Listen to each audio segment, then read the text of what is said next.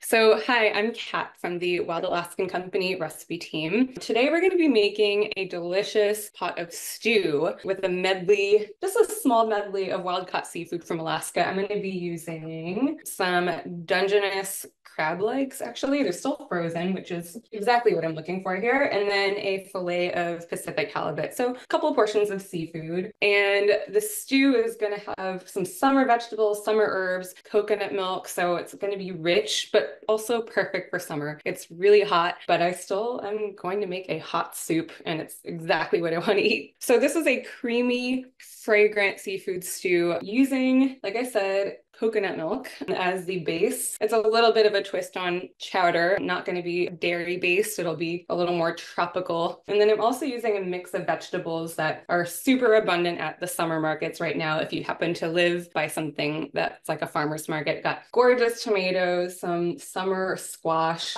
and those are going to all go into this really easy to make, satisfying, comforting dish. I also am going to be building into this some ginger, garlic, turmeric powder, fresh herbs. It's almost like a simplified seafood curry that's not quite as spicy. Really accessible ingredients, and it's a perfect match with any type of seafood that you probably have in your freezer right now. Seafood that I'm using a fillet of Pacific halibut, as well as a handful of Dungeness crab legs. Actually, the crab legs are frozen because I'm just gonna put them into the stew as it's finishing up for them to sort of come to temperature. The crab legs are already cooked. No need to actually cook them. They'll just sort of gently warm through later. But let's go ahead and start cooking. I've got a pot here over medium heat, and I'm gonna use a mix of fats in this, half olive oil and half butter, just a little knob here. We're not searing anything. This is sort of just over a little medium high-ish heat to get things golden and started. Once this little bit of butter melts, what I'm going to add to this is a mixture of minced garlic, minced ginger, and leeks here. So this is going to form the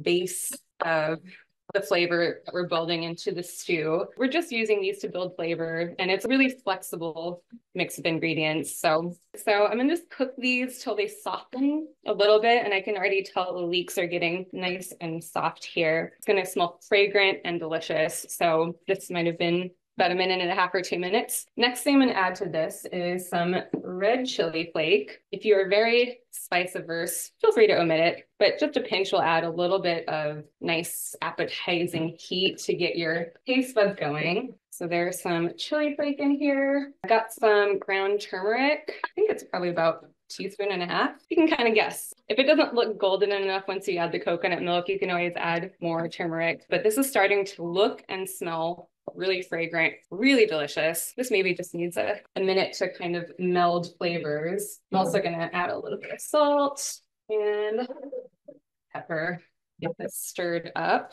The next thing that we're going to add to this, now that this has started to meld, started to soften, is the mixture of vegetables that we have. So I have summer squash here and some tomatoes, and these are just going to kind of start to cook down. This is very important for the summer squash so that we're not having raw vegetables later and biting into a really hard chunk. We want this to be nice and stewy. So these will get nice and juicy in maybe about 3 minutes or so. I think we'll add a little extra dash of this. These are looking pretty saucy and delicious right now. I don't want to rush it, but I think we're probably ready for some coconut milk. So unsweetened coconut milk. We're going to go fully rich and delicious. And you'll see this color just looks absolutely gorgeous. This like buttery yellow. It almost looks like an ice cream base to me whenever I pour this coconut milk in. So we're just going to let this simmer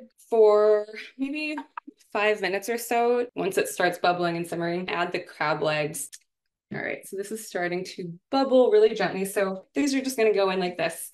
I'm gonna nestle them into the stew. So I'm gonna cover this and let this cook gently for maybe about 5 minutes. I'm not going to add the halibut yet. I did pat this dry just out of habit, but you don't really need to pat the fish dry either. That can go in as soon as, it's defrosted. You could even cook fish from frozen in a recipe like this. Let me just give this a stir and see how things are looking.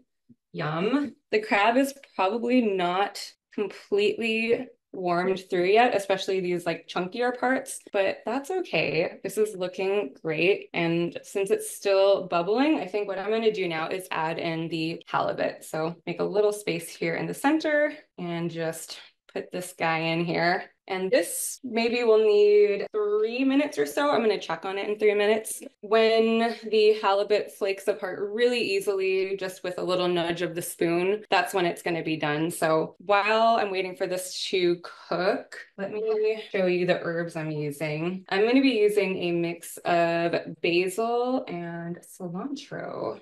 These are just going to get a rough chop and go in right at the end. I'm cutting the cilantro stems too, and I'll put those in there because they'll just be a nice little crunchy bits. And cilantro stems have tons of flavor, so they might not be as pretty as the leaves, but they're just as tasty and useful. So all right, that looks pretty good. And these will wilt down, so a rough chop is pretty much all you need. Let's check on the halibut to see how that's flaking. Oh, this smells amazing. I think that's breaking apart really easily, as you can see. So I'm just I'm gonna take a little spoon flaking action to get this distributed in here. And if there's any little parts that need to be cooked through a little more, these will just gently cook after this is taken off the heat. To this, we're gonna stir in this pile of herbs, and everything looks really summery and beautiful. I love all the colors. Now we're ready to serve up a little spoonful of this. All right, let's find a little chunk of fish, a couple chunks of crab. This also is a great dish to make and keep in the fridge for maybe 3 or 4 more days. The flavors will just combine and get better over time. Yeah, this is perfectly flaky. 3 minutes for that fillet of halibut was the right amount of time. So if it's not too hot, I'll take a bite here.